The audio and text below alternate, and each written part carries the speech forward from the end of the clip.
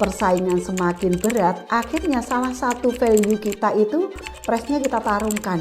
Akhirnya terjadi penurunan margin. Pada kenyataannya, Cina itu mulai masuk ke Indonesia. Mereka mendirikan pabrik-pabrik memproduksi di dalam negeri. Jadi status produknya bukan lagi impor, tapi sudah produk dalam negeri. Dan itu kalau di dunia retail sangat kerasa banget loh. CFD ini ternyata membuat peluang bagi para Gen Z yang itu nggak main-main loh profitnya. Nah, lalu 2026 ini kalau khususon untuk pengusaha retail, apa nih yang bisa kita lakukan? Sehingga kita nggak boncos-boncosan. Assalamualaikum warahmatullahi wabarakatuh. Apa kabar pengusaha Indonesia 2026? Kita sudah masuki hampir 1 bulan. Januari 2026 ini pasti sudah mulai kerasa ya bagaimana vibes-nya pebisnis di 2026. Apa saja nih kendala di 2026 atau mungkin bukan kendala ya karena belum terjadi. Jadi dari outlook 2026 akan ada beberapa perubahan-perubahan dari tahun 2024, 2025 lalu ke 2026. 2024 kita tahu mulai banyak turbulensi bisnis. Kemudian di tahun 2025 kemarin kita tahu outlooknya terjadi beneran, ternyata market middle itu kosong. Kemana kosongnya mereka? Mereka ternyata turun dari market middle itu ke market low. Kalau market yang middle high itu turunnya ke market middle low. Artinya apa teman-teman? Ternyata market itu mempunyai penurunan pendapatan keluarga. Mengapa terjadi seperti itu? Karena banyaknya PHK. Kemarin berapa ribu orang yang di PHK di tahun 2024, di tahun 2025 itu pasti berimbas pada pendapatan keluarga. Yang pasti ternyata berimbas juga pada daya belinya. Daya beli kerasa banget kan kemarin di 2025 turun. Nah, kemudian apa kabar nih dengan 2026? Outlook 2026 itu proyeksinya itu adalah terjadi yang namanya resilience, atau kita sebagai seorang pengusaha dituntut untuk lebih tangguh. Tangguh ini tentu bukan tangguh untuk menjalani keterbatasan-keterbatasan, tapi kita juga tangguh dengan perubahan-perubahan yang sangat cepat, perubahan-perubahan market. Munculnya pengangguran yang begitu banyak di 2025 masih sangat berdampak di 2026. Kemudian sekarang Gen Z itu menguasai, mendominasi gerakan-gerakan di ketersediaan karyawan. Gen Z mendominasi di munculnya pengusaha-pengusaha muda. Mereka para Gen Z itu sekarang mereka sudah mulai bermain bisnis. Nah, seperti apa 2026 yang disebut resilience atau ketangguhan? Karena persaingan semakin ketat, maka kita harus sekuat tenaga menciptakan value di bisnis kita, di produk atau layanan kita, sehingga produk layanan kita itu tetap bisa dipilih oleh segmen market kita. Nah, tantangan ini yang dimana persaingan semakin berat, akhirnya salah satu value kita itu akhirnya yang kita hadirkan adalah value price. Price-nya kita tarungkan. Akhirnya terjadi penurunan margin. Nah, penurunan margin supaya kita tetap bisa dipilih oleh kompetitor, supaya kita dipilih oleh market, kita bersaing dengan kompetitor, kita akhirnya mau nggak mau menjadikan price itu sebagai value-nya. Itu menyebabkan marginnya tipis. Nah, karena margin tipis, sementara biaya operasional dengan naiknya UMR, kemudian pajak yang semakin ketat, regulasi-regulasi yang lain, perubahan-perubahan regulasi pemerintah yang lain, itu sepertinya sulit sekali secara cost-nya itu ditekan. Marginnya turun, kemudian cost-nya itu nggak bisa ditekan. Apa ujungnya? Akhirnya pasti profit dari bisnis kita itu tipis. Semakin tipisnya profit, ini menjadi imbas dari daya beli yang menurun, kemudian kita memakai price sebagai harga itu sebagai value yang ditarungkan, akhirnya mengakibatkan net profit yang turun. Net profit yang turun akhirnya menyebabkan kondisi keuangan di perusahaan kita harus melakukan banyak efisiensi. Efisiensinya tentunya kita nggak bisa asal. Efisiensi di mana nih? Kita betul-betul harus pakai analisa data yang kuat. Kalau kita hanya berbasis asumsi saja, kita nggak pakai analisa data, bisa jadi keputusan efisiensi kita itu nggak relevan. Bisa jadi keputusan efisiensi, kebijakan efisiensi kita itu tidak strategik atau bahkan nggak nyambung sama tujuan efisiensi itu sendiri atau nggak realistis. Jadi harusnya itu efisiensinya itu misalnya digaji karyawan, tapi kita melakukan efisiensi di pengadaan alat yang sebenarnya pengadaan alat itu justru lebih urgent kita tunaikan, ya, kita beli alatnya. Nah, teman-teman, menghadapi era 2026 yang resilient, yang menuntut kita tangguh dalam arti ketangguhan finansial, ketangguhan dalam pengambilan keputusan, ketangguhan dalam pengelolaan SDM kita, itu juga sangat membuat kita cukup effort ya di 2026 ini agar tetap tangguh, tetap eksis. Nah, ketangguhan itu muncul pula berimbas dari beberapa aturan pemerintah yang baru-baru ini diluncurkan. Contohnya, ada pembatasan impor. Nah, pembatasan impor ini tentunya sebenarnya angin segar buat kita. Karena produk impor akan dikurangi masuk ke Indonesia sehingga produk kita bisa lebih bersaing. Tapi ternyata pada kenyataannya Cina itu mulai masuk ke Indonesia, mereka mendirikan pabrik-pabrik memproduksi di dalam negeri. Jadi status produknya bukan lagi impor, tapi sudah produk dalam negeri. Dan itu kalau di dunia retail sangat kerasa banget loh. Contoh, untuk cari mochi, snack mochi 2000-an sekarang mah banyak sekali produksi di Indonesia, tapi produksinya cuman produksi di Cina. Yang kemungkinan tahun-tahun lalu itu kita harus impor, sekarang udah nggak impor lagi. Ini adalah salah satu tantangan kita. Tantangan berikutnya, karena menurunnya kemampuan finansial keluarga, pendapatan keluarga menurun, sehingga keluarga sekarang ini lebih cerdas lagi dalam membelanjakan keuangan mereka lebih selektif, mereka lebih efektif, dan ini akhirnya kita harus putar otak nih, harus putar strategi, memunculkan strategi gimana produk kita itu produk market fit, sesuai dengan kebutuhan masyarakat, sesuai dengan solusi untuk masalahnya market kita. Karena kita dituntut untuk membuat produk market fit, maka akhirnya teman-teman, kita produk market fit apa ya yang pas buat segmen market yang lagi turun nih pendapatannya.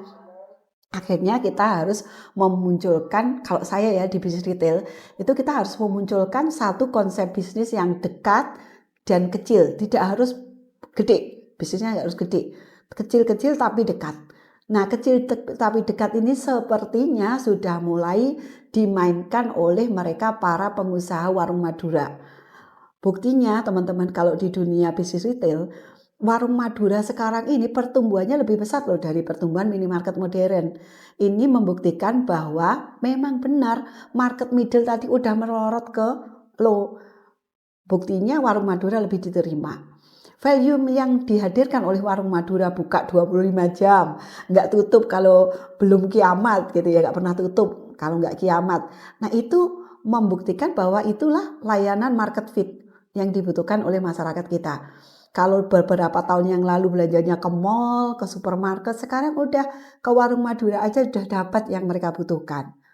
Nah, maka teman-teman, yuk skala bisnis kita apa nih yang bisa kita modifikasi konsepnya supaya kecil dan dekat. Nah, itu keseruan kedua. Keseruan berikutnya lagi, teman-teman. Ketika 2026 ini para Gen Z sudah mulai main, ikut nyemplung, menjalankan beberapa bisnis di beberapa jenis bisnis. Contohnya, dengan adanya Car Free Day, CFD ini ternyata membuat peluang bagi para Gen Z untuk membuka bisnis-bisnis gerobakan yang itu nggak main-main loh profitnya, justru malah profitnya lebih gede dari mungkin bisnis kita. Mereka telaten loh membuat ide-ide baru, cepat sekali beradaptasi, mereka berani eksekusi, mereka lincah, agile. Jadi itu yang membuat para Gen Z ini hadir di dalam kancah perbisnisan di Indonesia, dan itu cukup harus kita perhitungkan. Keberanian mereka, kelincahan mereka, inovasi mereka mungkin bagi kita itu sulit untuk mengejar mereka. Tapi kita pun harus melakukan kolaborasi dengan mereka, melakukan konsolidasi dengan tim Gen Z kita. Bagaimana nih bisnis kita tetap bisa hadir, tetap bisa eksis dengan perubahan behavior market yang seperti ini. Maraknya Gen Z yang nyemplung ke bisnis dengan keberaniannya mereka mungkin tidak pakai perhitungan yang panjang seperti kita, jadi mereka hadir begitu saja. Bisnis mereka, produk mereka hadir sekeren mungkin, secepat itu, dan itu bisa bikin kita gelagapan kalau kita tidak merencanakan dan mempersiapkannya. Jadi kompetitor kita itu bukan muncul dari eranya kita, tapi muncul dari Gen Z. Seinovatifnya mereka, kita pun harus berpacu dengan inovasinya mereka. Nah, ini pasti semakin seru ya. Kita nggak bisa fixed mindset terus-menerus. Udahlah kita begini, kita udah leading. Tahun ini, tahun kemarin udah membuktikan kita leading, nggak bisa seperti itu. Tetap kita harus waspada, tetap kita harus menyesuaikan diri. Inovasi sama improvisasinya harus terus-menerus. Dan kemudian cepat ambil tindakan ya, jadi eksekusinya cepat. Nah teman-teman, pasti ini bukan kabar buruk bagi kita para pengusaha karena tingkat ketangguhan kita, resilient kita sebagai owner itu di 2026 teruji dengan seperti itu. Nah, kita buktikan kalau kita bisa lalui tahun 2026 ini semanis kita melalui 2025 kemarin dan 2024. Tentu saja dengan jurus yang berbeda, tentu saja dengan produk dan layanan value yang berbeda, pastikan value kita, produk market fit agar tetap bisa diterima oleh market. Teman-teman, walaupun sebegitunya nilai inti atau positioning dari bisnis kita tetap harus dijaga. Jangan sampai gara-gara terjadi resilient, terjadi hadirnya kompetitor Gen Z yang menyeruak seperti itu, membuat identitas bisnis kita itu semakin semu, kemudian semakin tidak jelas positioningnya. Kita harus tetap ada di positioning itu dengan berbagai teknis dan strateginya. Nah, lalu 2026 ini kalau khususon untuk pengusaha retail, apa nih yang bisa kita lakukan? Kita bisa membuat bisnis kita itu kecil dan dekat.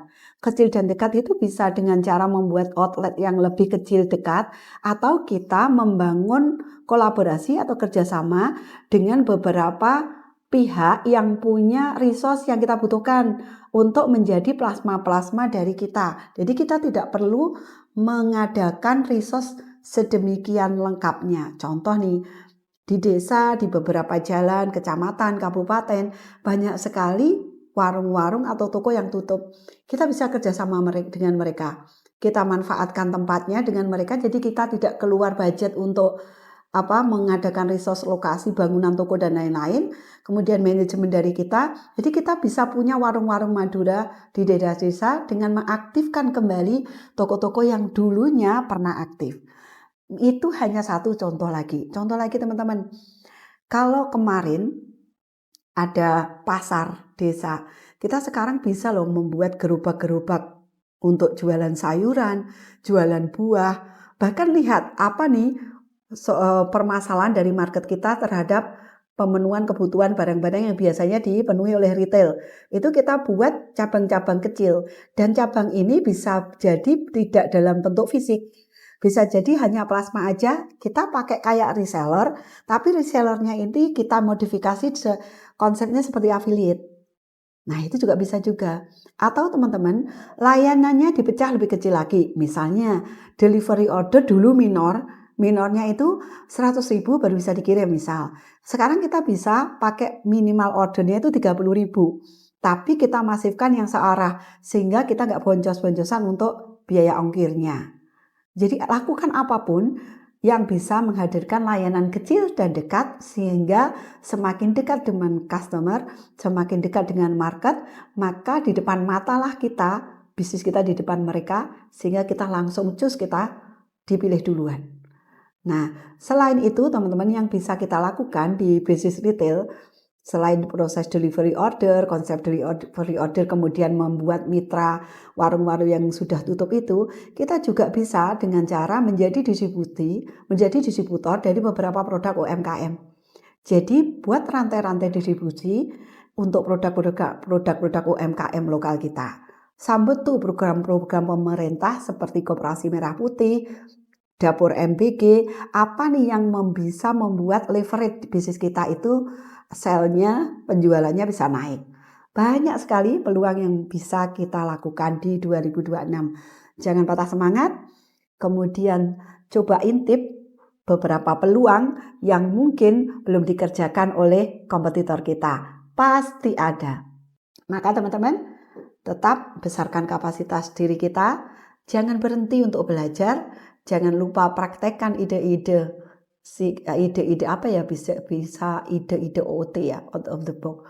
Itu kita praktekkan ya teman-teman, gandeng Gen Z agar kita bisa seinovasi kompetitor-kompetitor muda kita.